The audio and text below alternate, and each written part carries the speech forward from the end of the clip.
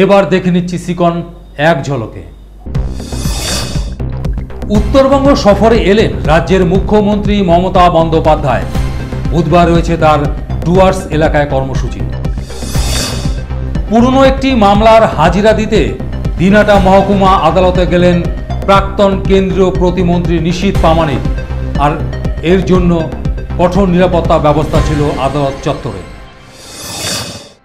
দেশ জুড়ে মুক্তি পেলেও দি বেঙ্গল ফাইলস পশ্চিমবঙ্গে প্রদর্শিত না হওয়ায় ক্ষুব্ধ বিশ্ব হিন্দু পরিষদ। মঙ্গলবার কোচবিহার জেলা শাসকের করণে বিক্ষোভ সংগঠিত করে তারা।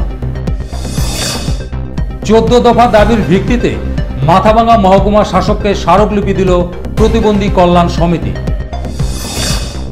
26-এর বিধানসভা নির্বাচনকে মাথায় রেখে বিধানসভা ভিত্তিক কর্মী সভা সংগঠিত করল তৃণমূল কংগ্রেস। এদিন বক্সিরহাটে হলো এই কর্মসূচি। কোচবিহারে গ্রেপ্তার হলো বাংলাদেশি যুবক। তাকে মঙ্গলবার আদালতে তোলা হয়। পুলিশ সূত্রে জানা গেছে তার বাড়ি বাংলাদেশের লালমনিরহাটে।